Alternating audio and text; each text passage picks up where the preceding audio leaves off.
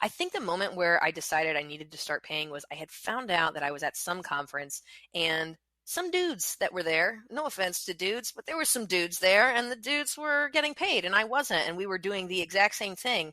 And that made me just angry enough to like finally make that switch and be like, no, I'm going to ask to get paid too. Like, this is not fair. So that was probably the tipping point for me. But truthfully, I think a lot of people don't realize that if you want to be a speaker, like it's your job.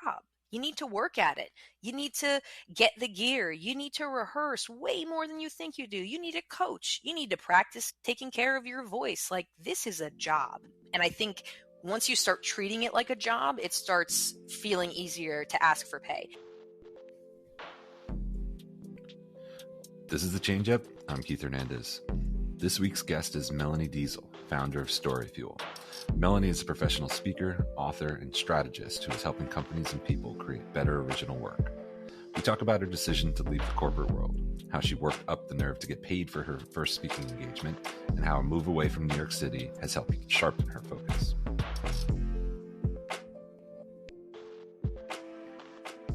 All right, excited about our next guest. Today we have Melanie Deziel. She is a keynote speaker, award-winning branded content creator, and the author of the Content Fuel Framework, How to Generate Unlimited Story Ideas. Melanie, great to see you. It's been a while. I know, it's been quite a bit. Yeah. Honestly, I think the last time we met in person, because we're also internet friends and on the social medias together, was right as you were about to take the leap from working the corporate world and jumping into building your own company, which hasn't ended up being Story Fuel. Yeah. At the time, I think was it Time Inc. was the last full-time role that you had? Yeah, Time Inc. was the last time I sat at someone else's desk. And so and I remember being like, oh, wow, that's really brave. That's scary. I would never do that. Fast forward, now I'm doing it. But what went through your head at that time? What did you realize that I want to start my own company? And I think that this is the right thing to do. Yeah, I mean, for me, I think it was twofold. It was, on some level, creatively, I was feeling like I could have a bigger impact if I was working directly with brands, and that I was sort of at a publisher who was this middleman, right, between all these brands, and that if I could work directly with them, I could have a bigger impact and help make better content was really my goal. But truthfully, my dad also got sick very suddenly in 2014. Now, I'll preface the story with he's fine now, so we don't have to feel bad. Okay. But at the time, he had a mysterious growth in his brain and he underwent several surgeries. Like, it was this big ordeal and out of nowhere. And I think I'm not alone in having an experience like that sort of changes your perspective about what am I spending my time doing? Am I proud of the work that I'm doing? Like, if this is my legacy, would I be proud of it, kind of thing?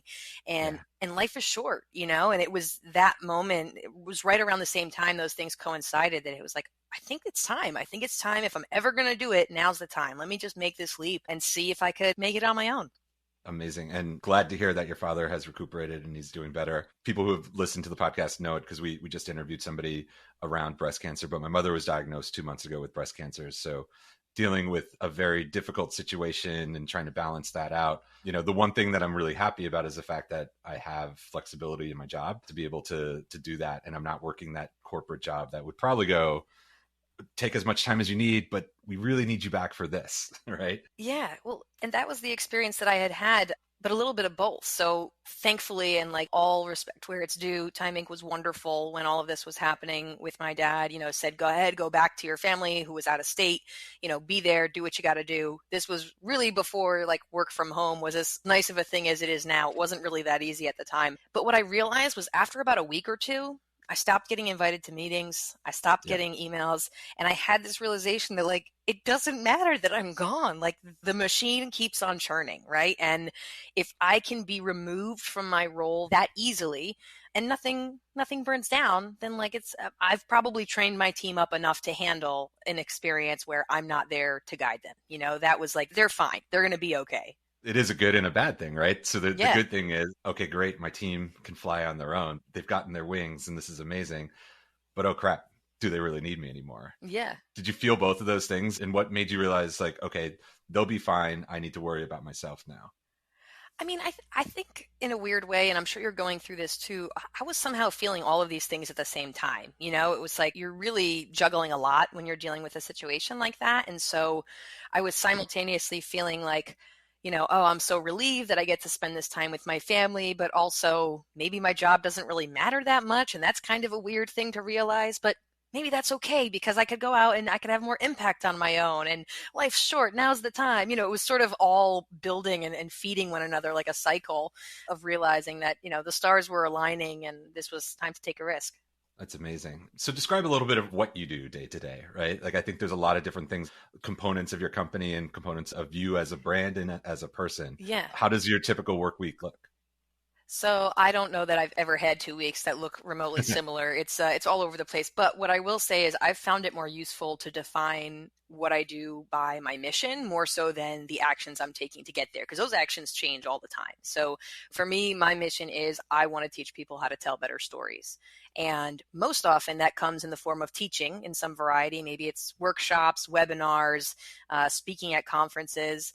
I do a fair amount of writing and creating, whether that's resources. I wrote a book, writing guest posts, things like that, and little other things here and there. If I see an opportunity to help people tell better stories in some medium I haven't thought of before, then, I'm happy to jump in and see if something like that could work. So most of my time is spent coordinating and setting up all of those things now in these post-COVID times, our new normal world, whatever that we're living in, insert trite statement here.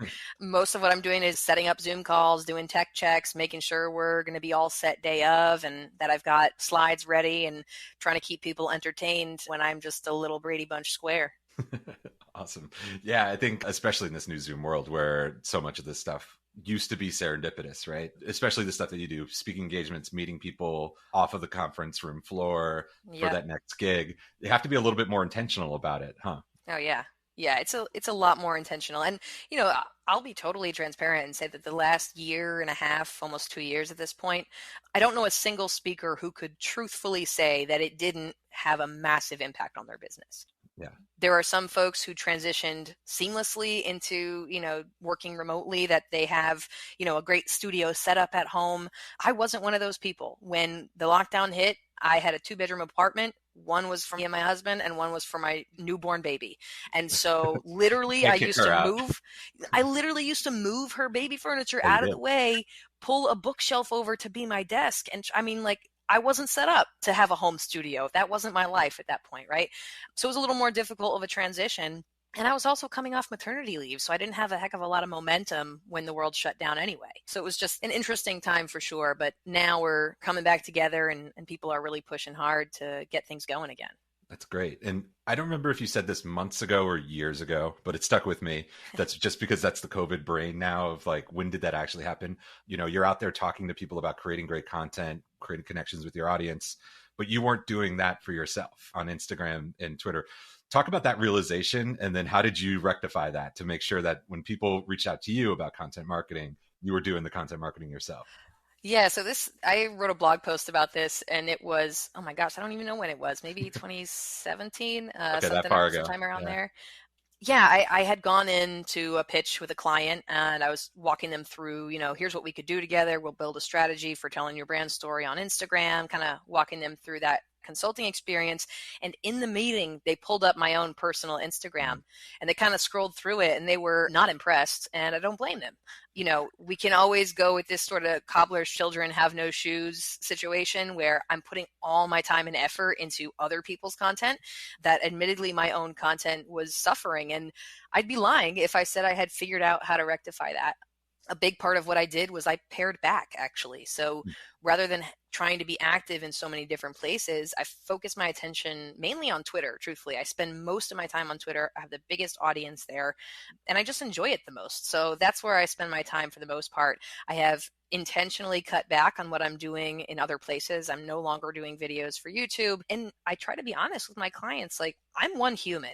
And that's what I'm able to do as one human with a toddler. So, your standards as an organization, I hope, are different. I hope you have more resources, time, and people than that. But here's what I'm able to commit as an individual. How do you decide which platforms are right for you? That was one thing when I was way back in the day at BuzzFeed, we talked about, the voice and the communications is going to be different on each of these platforms, and you got to figure out which ones you're good at. How do you do that for yourself? And then how do you kind of extol those virtues for a client to help them better understand which social platforms make sense?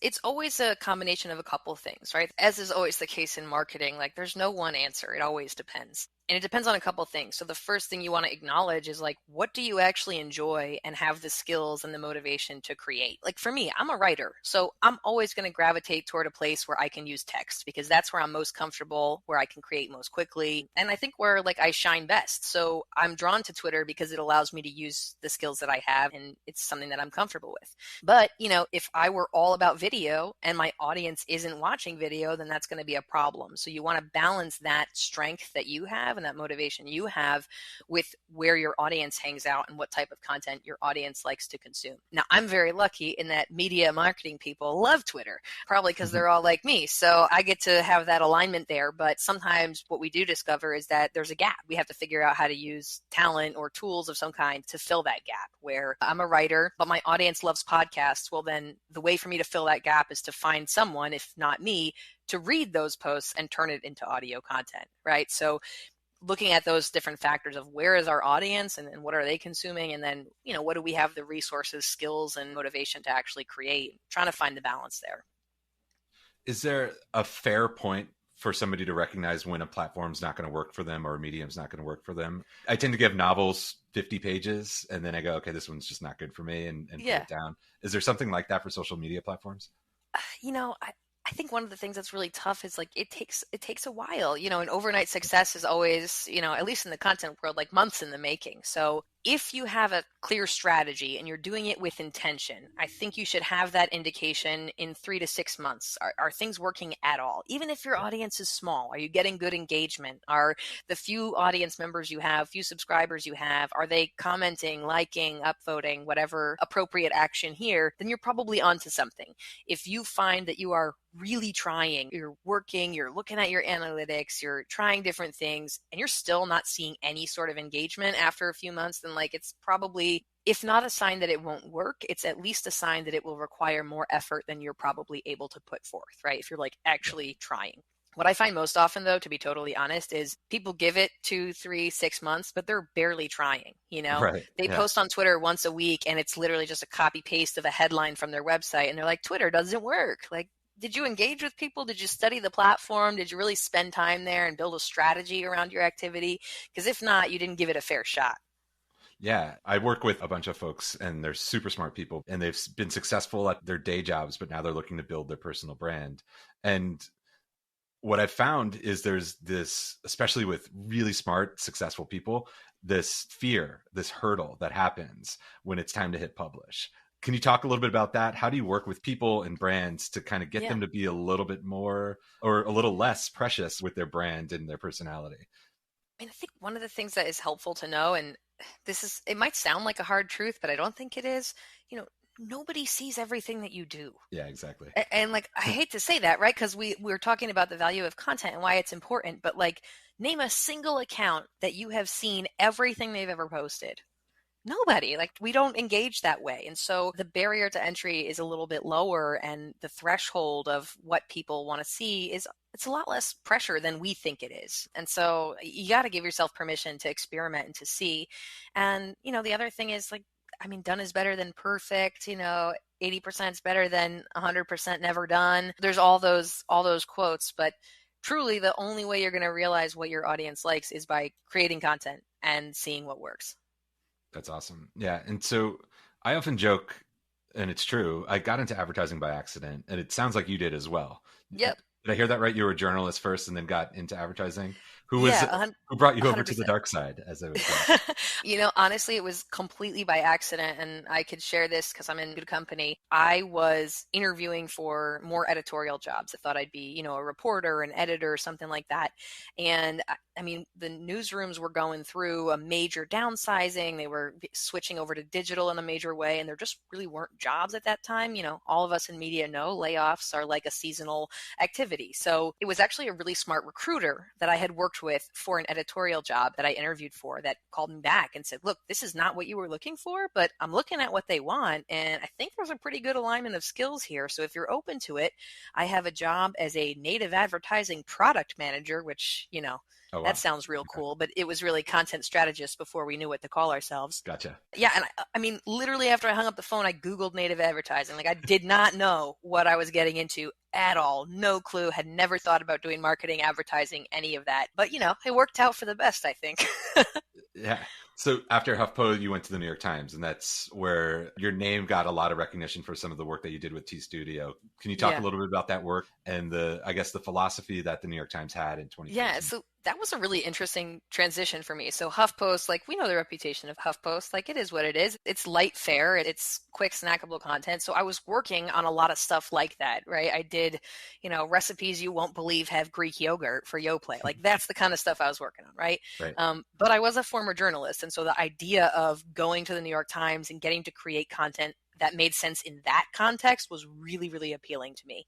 That being said, I was the first ever editor of branded content, and there was a lot of skepticism. I mean, you remember, people were not sold on this idea of, Yes. of sponsored content or content marketing then. Like we were up against it trying to make this stuff happen. It's hard to explain to somebody in their early 20s that we had to convince people that content marketing, branded content made sense for brands, that they're like, Yes, well, what were they doing with all their money? I'm like, I don't know what they were doing I, with all their money. squares and rectangles. Yeah. Yeah. Like I don't know. Yeah, Yeah. and so like we were up against it, and even internally, like there were folks in the Times who were like, I don't know how I feel about this sponsored content stuff. Like this seems like it could be a problem. So it was really exciting, but the philosophy that I tried to take was I'm going to do as much of what I would do in a newsroom, as editorial as I would if I were downstairs with the reporters. I'm going to try to approach the content the same way. That's the only way I knew how. Like I didn't know how to create marketing copy. I knew how to create journalism. And so I really tried to apply that same philosophy of, finding sources and backing up everything that we say, and, using multimedia and just trying my best to replicate the type of quality and process that I would have used if I were a journalist. And luckily that worked out for us. It's great. And it was groundbreaking because, a lot of the branded content at that time, this is again pre Facebook video and Hmm. and that takeoff, was these lists, these quizzes, and they're fun, they're frivolous, but they're also kind of snack food. Yeah. And then Orange is the New Black was the one that I remember the most as, Yeah. was it for season two? Is that it was It was season 2. Yep. talk a little bit about that because it felt reportorial. It felt that there was depth to it. And, at the time, really groundbreaking. I still think it's pretty darn groundbreaking Yeah. that somebody would Well, put that much work into something like that. Well, it's cool for you to say that because I mean, it always feels strange for me to say that since I did it, but it did feel like it helped shift the tide a little bit so that we weren't having to sell it quite so much to a lot of the brands. But yeah, really, this Netflix and their agency came to us. Season 2 is coming out. We think the New York Times audience would be interested in the show. What kind of content could we create to try to drum up that interest? I had worked with the Netflix and their agency team prior at HuffPost, so I had some existing trust there. And I pretty much just said, what I want to do is report what it's like to actually be a woman in the American prison system. Like, not for your characters, but I want to talk about what it's like for real, because I think that's what our audience would be interested in. And that's the gateway of how we say, do you see, you're interested in these types of things. That's probably why you'd be interested in the show, right? It was a very unbranded approach, and it was also very unstructured. Like, we couldn't tell them what we were going to find. So yeah, I mean, I did like 40 hours of reporting myself. I like read Wow. through a lot of government documents. I spoke to current and former prisoners, reform workers, people who worked in prisons, psychologists. So I mean, like the whole gamut, right? We did a 3-part mini documentary interviewing many of those same people on video. I mean, we really did report it. The only real brand integration was Piper Kerman, who wrote Mhm. the book that the series is based on. She now works in prison reform. And when I sent through the copy of the article to get her approval, just to make sure, like, hey, you were in prison, you wrote the book, is everything, like, am I using the right language here? Because there's nuances to like a cell versus a block, right? So she was sort of like our fact checker to say, like, is my representation of prison accurate? Once she saw it, she said she wanted to be a part of it because it Oh, really cool. aligned well with her prison advocacy work, her reform advocacy work. So she has a quote in there, but again, not promoting the show, just she's in there as an expert being quoted because that's the work she does. And then at the very bottom, it said, season 2 of Orange is the New Black, now streaming on Netflix.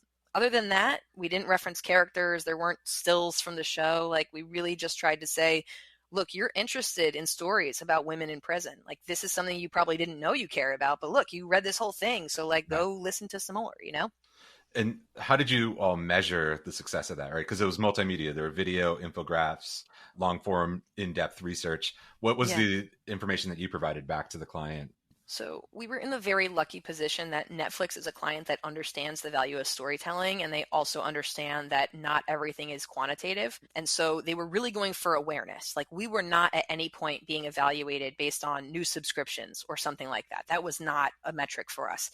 It was really about awareness. So we were able to use typical awareness metrics, things like, time on the page and how many impressions we got, how many page views, unique viewers, all the typical sort of awareness metrics for the page where all this content lived. We did share some video specific things. So, how many people viewed the videos, what percent of the video did they watch through, things like that. There was a lot of social conversation, but I think the biggest thing, and we couldn't have predicted this, was the earned media from it. So Yeah. like we were saying, I mean, this thing got covered in like the Observer and Adweek and Ad Age and Digiday. Like, they all were writing about this piece, and it was just a tremendous amount of earned media that we never could have predicted up front, as a KPI, but that made them really happy.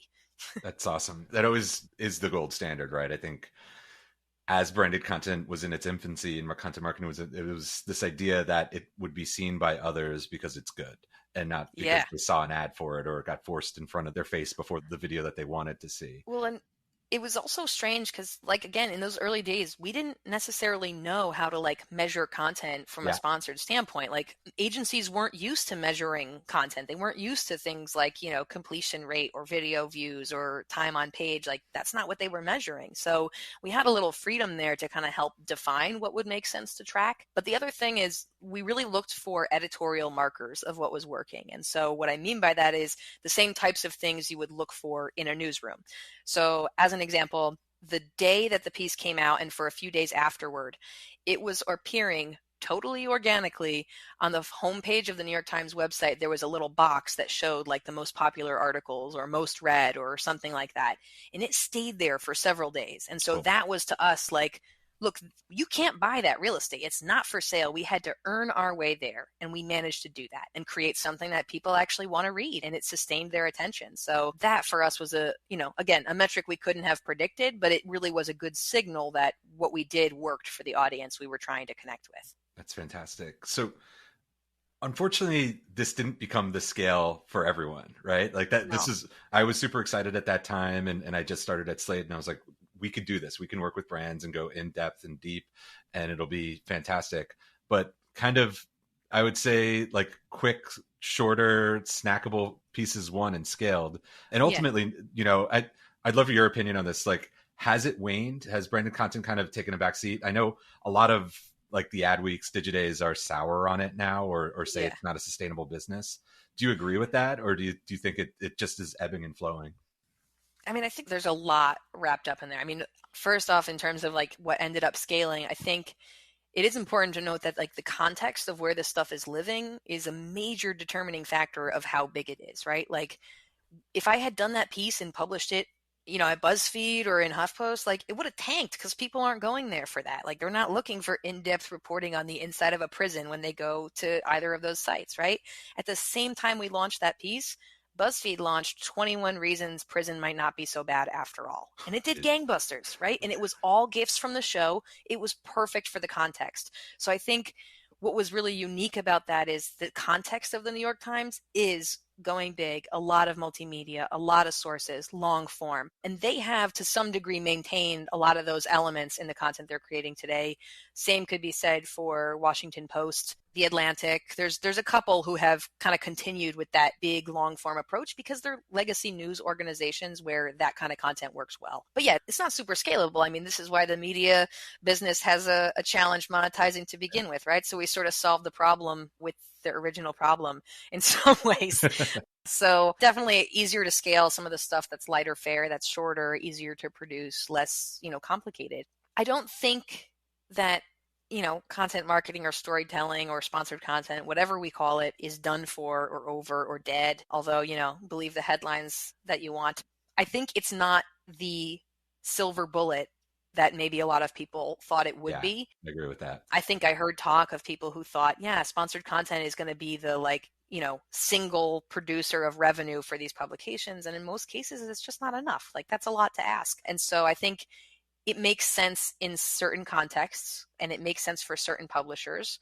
And it can be part of a nice diverse set of digital revenue streams, but I don't think it's sustainable to be anybody's sole source of revenue. I don't think I ever have thought that. I think there are some folks who were thinking we were saving the media industry with sponsored blog posts, but that was a high order.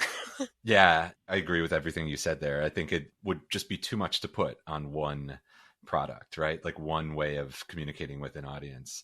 So what would you say to somebody who's either starting a media company or has a brand, because this is kind of coming in vogue right now, who wants Yeah. to do content marketing brand studios that, their VCs are like, we hear it costs money, there's not good margin, it's annoying, the approvals suck, the Yeah. lawyers suck. What would you tell somebody that's hearing all of those negative things in their ear?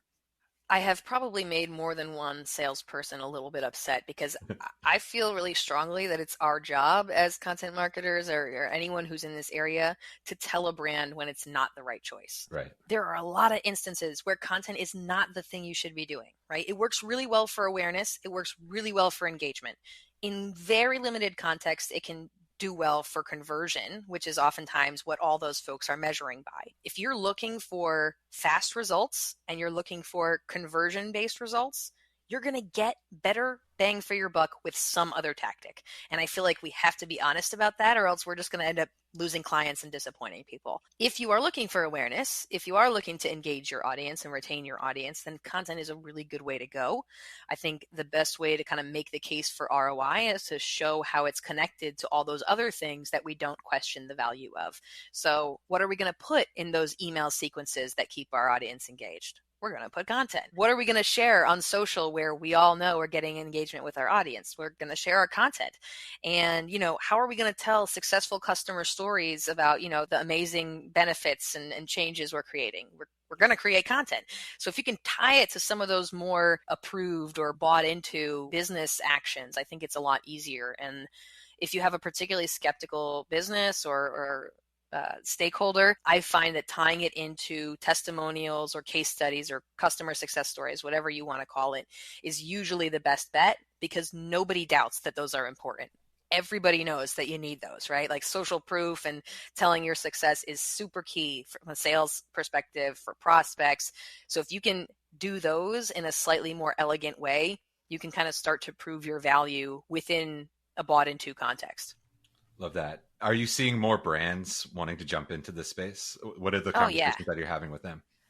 Yeah, for sure. I mean, we were if we had to like name the ages, like the Jurassic age, the Yeah. the Cretaceous period, like we were in the studio age, like when we first met. Yeah. Everybody was starting a studio. It was Yeah. like BuzzFeed Studio, HuffPost Partners Studio. I think we've gone away from that and we are at the tail end of brands creating their own teams. Like they sort of got the memo and we're like, well, we'll just make our own team internally. We'll hire our own journalists and create content. And so I think a lot of them see the value. I do think that a lot of them are realizing that it's not as easy as they thought. So a lot of folks, hire a couple copywriters or, a couple video producers and expect that that alone is enough to get a bazillion views or, be an influencer, whatever the case may be. And so I think they're seeing like, oh, this is something that takes time and expertise and strategy. It's not just making stuff for stuff's sake. So that's a good opportunity for those of us who do have strategic experience to come in and, share some knowledge that can help them make that leap. And so is this where your book comes in, offering prompts, offering frameworks for them to get excited about? Yeah, it could be. If I'm being totally honest, the book came from a slightly more altruistic place, which might seem hard to believe because like it's a thing that I'm selling, but I was feeling really bad, to be honest, that a lot of the work that I was doing around that time, this was like 2018, 2019, was with these massive corporations. Like I was going into Fortune 10s and like doing workshops for people, right? And I kept feeling bad, like there's so many small businesses or solopreneurs or, authors, speakers, like people who are building a personal brand that will never get access to this because it's behind this giant corporate paywall. And so my thought was, how do I take as much of my full day workshop that I'm doing with these people and condense it into something that is affordable and approachable and that people can access and share and give to a friend. That's where the book came from. It literally, I built the book based on the structure of the workshops that I was doing for a lot of those corporations to try to democratize the information a little bit. That's awesome. And have you found that the people that are reading the book are coming with different types of questions than the corporations would have come to you with? Yeah, I mean, I think what's really interesting is the folks who are doing it at more of an individual or a small business, mid-sized business level, they have a lot fewer resources. They're not Google or Coke or IBM, right? Like they're not walking around with bazillion-dollar marketing budgets. And so a lot of their questions are around time management, making creation more efficient, scaling efficiently, repurposing content. Like they're really looking for ways to maximize their output with a lot on their plate. And they're generally not thinking quite as long term. You go to a big corporation, and we know this, the media buying is happening months in advance, if not a year plus in advance. These folks are thinking about, what am I putting on Facebook tomorrow? Yeah. And, I've seen this a little bit in the influencer Web3 world of, I need to turn it on and turn the revenue on really quickly.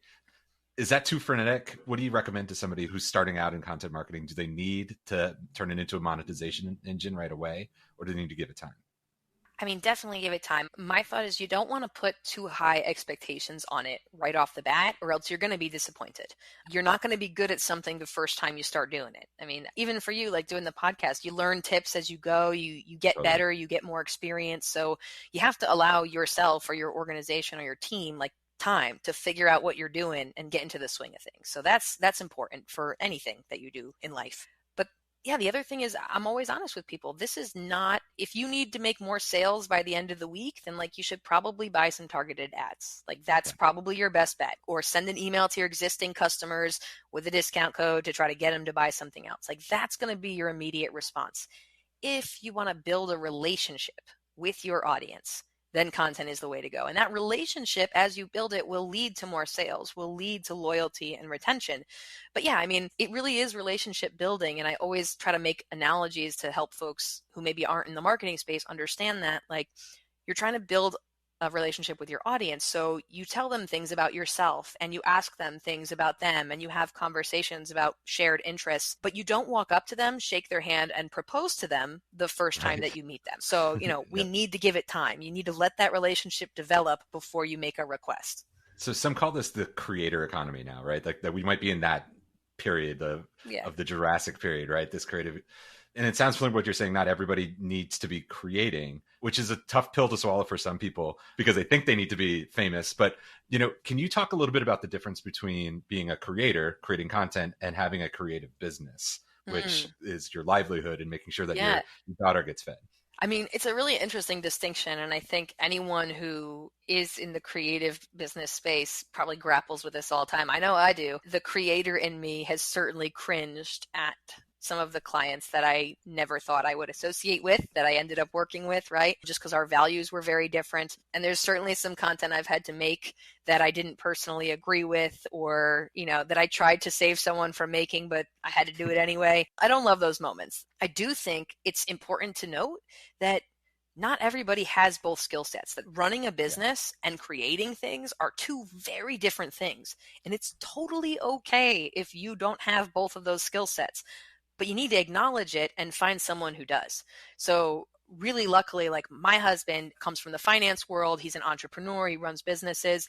I ask him about those things. Like he's the one who helps me create sales funnels and make sure that like I'm actually getting new leads coming in, because that's not my specialty. Like I'm really thinking about, how do I make the next cool thing? How do I write the next book? So, it's important to team up, because I think it's really easy to get into a space as a creator where you're just doing fun stuff and making cool stuff and you're not paying the bills. So yeah, if you don't have that skill set, you don't have that instinct on how to monetize, try to find someone in your network who does. And again, if you're working scrappy, like find someone who's willing to barter, because I can almost guarantee you've got someone in your network who is really good at building a business and can't write a single thing to go on their Twitter account or can't create a single image to go on their Instagram. So bartering and pairing up those skill sets is a good place to start. That's awesome. I haven't heard that one before. I really like that idea and that concept. And it makes sense. It gets us back to earlier old school business trading that Yeah. would happen before all this. How do you figure out what to say no to and what to say yes to, right? You do feel like somebody that's a yes and person Yeah. that wants to come in and help as many people as possible. But Yeah. when do you kind of give that positive no when you realize it's not something for you? You asked, like, how do you learn how to say no? Honestly, the hard way. Yeah. Like, I wish I had a better answer for you. But a lot of the things that I say no to are things that I've said yes to in the past, and that the Okay. experience didn't work out for them, for me, or for the bottom line.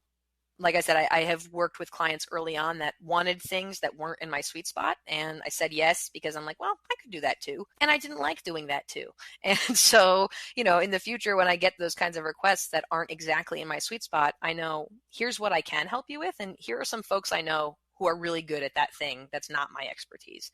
That has made me feel a little more comfortable saying no, because I'm not just giving them no solution. I'm saying, here's what I can help with, and here are some Yeah. people who can help you with the rest, right? Or here's some resources or some services that offer that. That allows me to say no to things that are not in my wheelhouse. Especially if you're in the speaking space, you're going to get a lot of offers to do your work for free. And Mm. sometimes that's worth it, right? Sometimes there's value of getting in front of a particular audience or getting photos on a particular stage, right? Like, TED Talks don't pay, but a picture of you standing on that red dot is pretty cool. So there's certainly instances where you'd want to take it, but it needs to be a conscious decision. And one of the things that I have found is I will just ask up front, what sort of budget have you allocated for That's speakers? great. And if the answer is no, then, we have none, then it's an opportunity for me to say, okay, well, here's what I'm able to offer you. I have a recorded talk that I can give to you that you can show your audience. That would be for a small fee. Or here's some folks who are maybe earlier in their speaking career and your budget aligns better with their fees. Again, so the referral makes me feel less guilty about saying no. And the other thing that I always just let people know is I've taken on the maximum amount of unpaid work I can for this Yeah. month, quarter, year, whatever the case may be. And so I hope you'll keep me in mind for the future. But yeah, it comes from having said yes to too many things and having months where I'm like, man, I spoke so much this month and I made so little money, did so much work for so little pay. You kind of have to learn the hard way, I think, to figure out where your boundaries are and your limits and your values, what are you willing to take as a trade-off? Because I'll tell you what, my limits, my boundaries are very different now that I have a 2-year-old. When I could just take off and spend a week, going somewhere cool, even though I wasn't getting paid, to be like, oh, cool, free vacation to wherever. That was one thing. I can't really do that now. So those scales have tipped a bit. Yeah, it's so true. Same for me, right? Like I remember those trips that I took where they would be called boondoggles, and you'd wonder, how much value did you get back for the client or for yourself? But they were Right fun. now, as an adult, do you feel like you couldn't pay me to go to Cannes or CES or Yeah, South by Southwest? Like, that just sounds like a whole lot of work, to be honest. yeah. Somebody posted on Twitter a day or two ago. It was just like, you're young and like you're so excited to get into the room where the meeting has happened, and then you get a little bit older in the room where the meeting's happened, and you're like, I can't believe it. And then you're old enough, and you go, wow, I don't want to. How do I get out of that room and make sure I'm not part of it? And that's Yeah. what some of the conferences feel like. I remember that with Cannes and with South by, where I was like, I have to prove to my boss I can go to these things. And then I Yep. went. And I'm like, oh, This is kind especially of a now lot. with the kid. Yeah, especially, oh man, I've talked about this publicly. So the Cannes thing gets me because it's right around Father's Day. And I always would see these LinkedIn messages from people that I know who are like, it's so hard to be away from my family on Father's Day. I'm going to miss them so much. And I'm like, dude, I saw you At a that club. night Yeah. at the club partying so hard. Yeah. You didn't miss them. Yeah. But I think there's like that break for some people when they have the Yeah. kid, they go, well, this matters way more than that. Yeah. And kind of see that. Or coming back to our earlier conversation, like something happens in your life with, your own health or someone close to you, or, you go through something like COVID and you just suddenly realize like, man, I don't know if that's how I want to be spending my life. Yeah, absolutely. I'm so fascinated by the speaking engagement part of it, right? Because I've done speaking things and for free Yeah. when I was at Bleacher Report and BuzzFeed and Slate.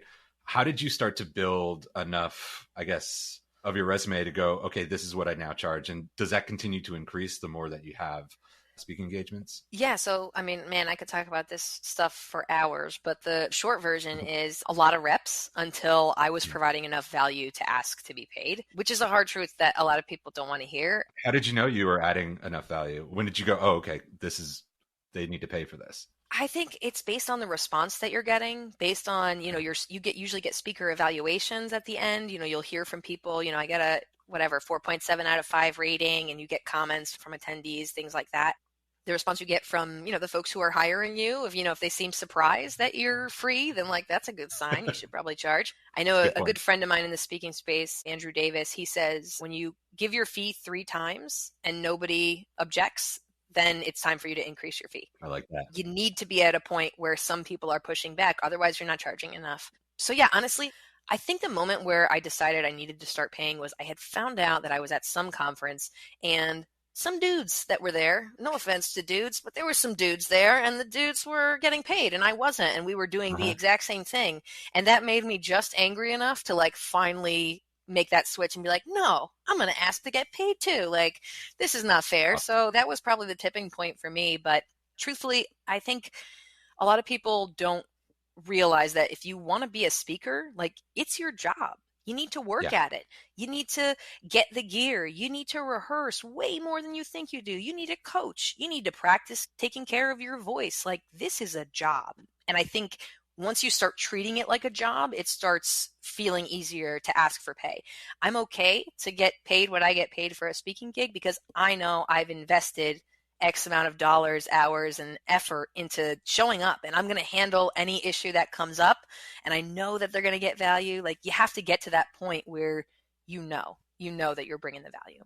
I love that so much. And can you talk a little bit about the preparation that goes into each one of these? I've actually had a comedian on here before, and it's like when you get the 8-minute set, then you get the 15, then you get the 45, then you're ready to go. Does it feel that way too? Is it similar to that type of style where the material starts to grow?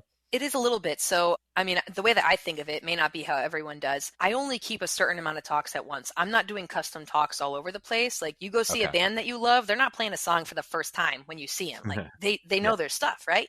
So I see it the same way. If someone's paying to have me speak, I want it to be something that I know like the back of my hand. So I have like 3 or so speeches in rotation at any given point. I would say that about 60% of those speeches is set. Like, it's the same content, and the other 40% is variable. So I can take certain stories out. Maybe I do 3 examples instead of 5 or 1 instead of 2. So it's like little blocks that make up those speeches, and I can take blocks out if I'm short on time or, they want fewer time.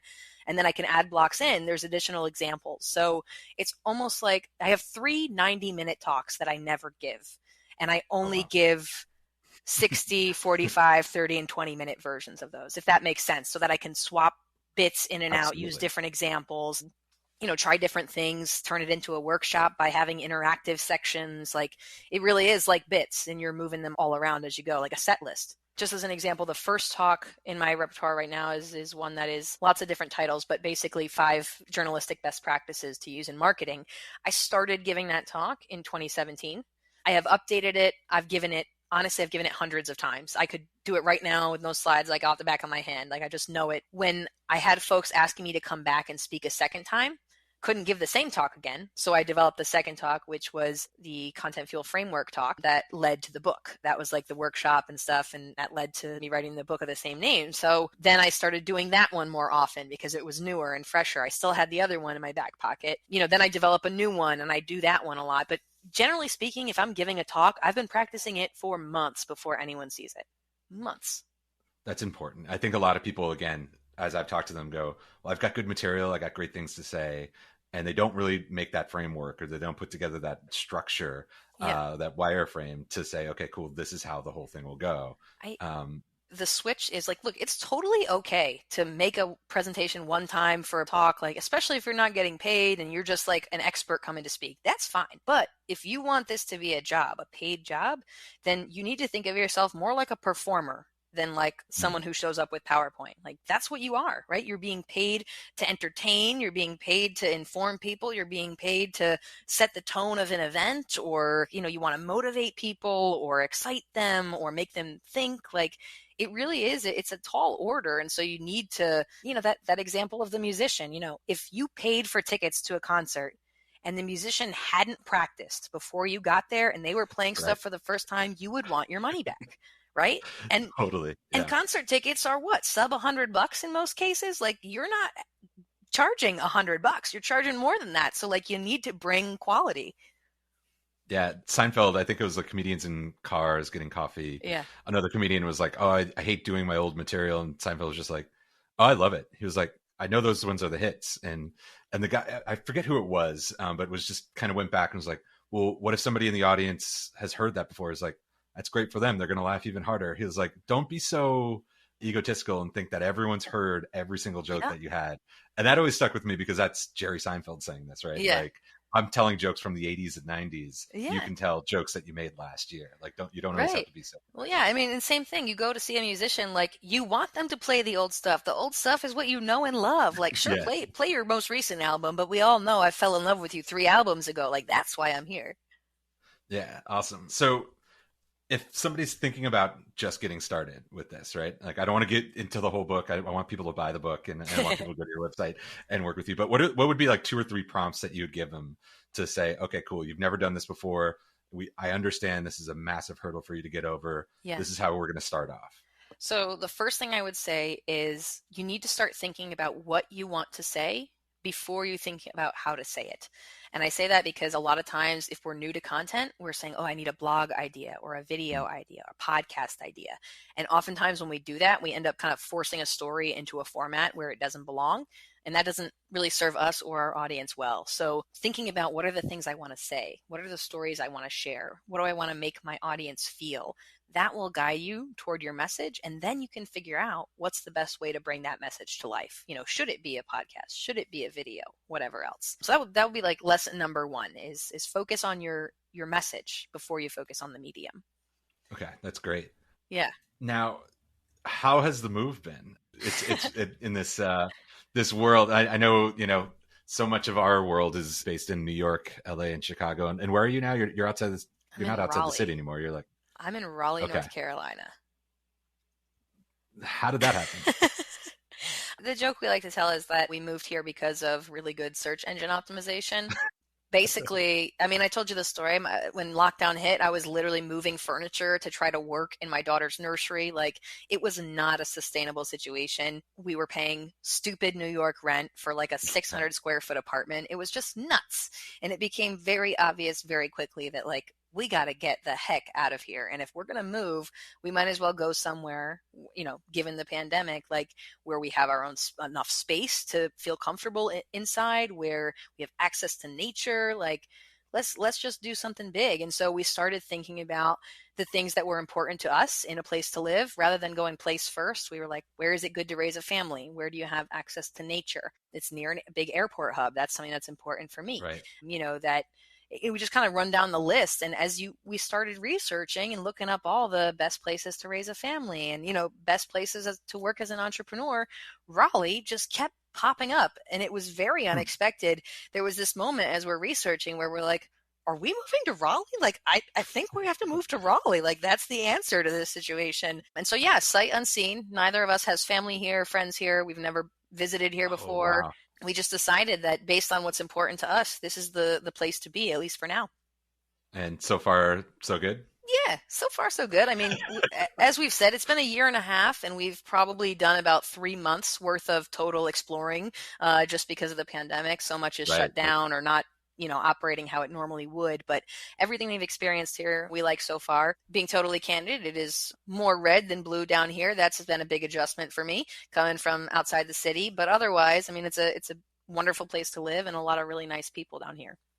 That's great. Yeah, I'm way upstate now. I'm in the woods. And the same thing. When people are like, how is it? I'm like, the woods are nice. I don't know about the restaurants and everything else. Yeah, I haven't tried much, but... Yeah, that's awesome. One of the things that I love about the way that Melanie thinks is she sent when we booked this appearance, she sent us a Google document with her headshot, her bio, links to work that she's done on, an intro for introducing her at different conferences. And it's awesome because it helped us prepare for it. And I want to kind of like open up the hood of this and just be like, some of the work on our end is like researching the people, watching videos, trying to find the different things that matter to them. Yeah. And you made it so easy. Explain a little bit of your thought process with that and like how you've professionalized something like that. So it is easy to Yeah. interview somebody like you and have you speak. So there's sort of two forces at play here. When I was first starting out, I was a solopreneur and my time was very limited. And I started to notice that people were asking for the same things all the time. Can you write me a bio? Can you write me a description? Can you send me a headshot? Same sort of questions were popping up all the time. And so out of necessity, I was like, I can't be writing bios all the time over here. Like, I can't even wait till I'm at my computer and sort of, copy paste it from somewhere. Like, I need to be Yeah. able to be more agile with this, and more efficient. So that's where it first started. It was really just out of necessity to say, yeah, I know this link. I'll just type this link. You can find everything there. But what I realized is that apparently that was unique and people weren't really doing that. And Wild, so right? I thought, how can I make this as useful as possible so that people like to work with me, so that they like to refer me as someone who's easy to work with, or just so we have better conversations because you don't have to spend all your time looking up basic facts or finding my Twitter link or whatever else you need to do. So yeah, it expanded over time and I'm always adding things. So I have bios of several lengths in there because you never know. Sometimes people want a short one or a long one. I have a spoken bio because as a speaker, like the way things sound out loud is sometimes different than how it Yeah. sounds when it's written down. So giving something that flows a little better, is shorter, knocks out anything hard to pronounce. Like, it's good to have a spoken version in there as well. I realized that it would be good to have multiple different photos because I don't want every single interview using the same old headshot and it starts to look stale. So I started adding, as I had new photos taken, I would just add in new photo options. When I wrote the book, I put in the media kit for the book. So, and a little excerpt in case people wanted to do some pre-reading. The video is the Yeah. one that blew me away. So Okay, so that talk was about the video. my most recent addition. Yeah. So in this age of Zoom, like I literally added this like just a few weeks ago.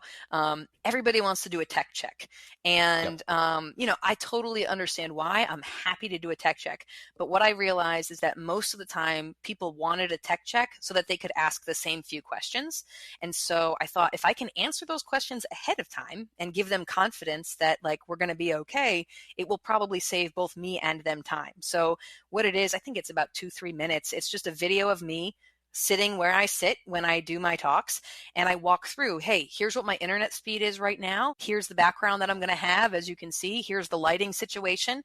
Here's the microphone I use. Here's my backup microphone. Just kind of walking through like all the different questions that normally get asked on a tech check. And I have found that about 60 to 70% of the time when they see that video, they decide, okay, you clearly have your stuff figured out, not going to learn anything on a live tech check. So we're good to go. Exception being if it's like a new platform I haven't used before.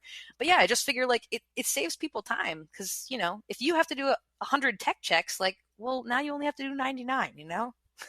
Yeah. And also, again, this is one of the most crucial points I think that you made where it's gone from a hobby to a profession with this, right? So Yeah. it really shows the thought that you put into it and not only the front of the house, right? The host of the TED Talk or all that, but the back of the house knows that you're somebody that cares about them. And that probably matters magnitudes on whether you're going to get hired back, right? 100%. Yeah. I mean, we always say like speakers get other speakers gigs. You do a lot of referrals, but truthfully, the people who hire you get you the most gigs. They're the ones who are going to refer you or talk about you or mention that what a great experience it was working with you to their friend who's also an event planner or has a similar job. So you need to do that. It's the little things. Like I often will write thank you notes to the tech guys who make sure that my slides actually show up and look great when I'm standing on stage. Because man, if they didn't do their jobs, like we're going to have an issue. Those kinds of things make a difference. So usually ask at the end, not a future prediction, but more, what would you like your business to look like in a year from now? Oof. Oh my God. Predictions are so hard after the last year. It just seems like a Yeah. fruitless endeavor, right? Like who knows? But I've got another book that I am literally Oh, cool. as we speak, just before we hopped on, working on the edits for. So I have a feeling that it's going to be a lot of change over the next few years that are kind of hard to predict because this book is still about content, but it's slightly more business oriented than content oriented. It's sort of walking that line. And so I think it's going to open up hopefully some new opportunities for me, work with different types of clients that maybe wouldn't have thought I was a fit before. And I think it's going to be a fun time to see how far I can stretch my expertise and my brand into more of a business and sales context. That's awesome. Melanie, how can people get a hold of you?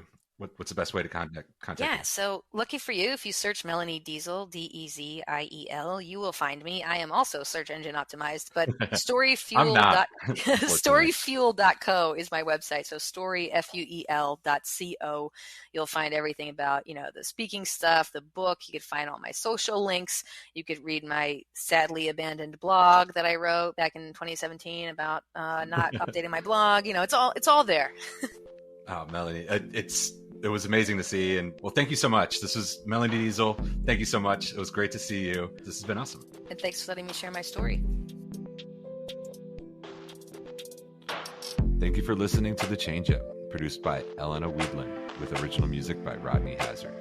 If you liked what you heard, we'd appreciate your support by liking, sharing, leaving a comment, and subscribing wherever you listen.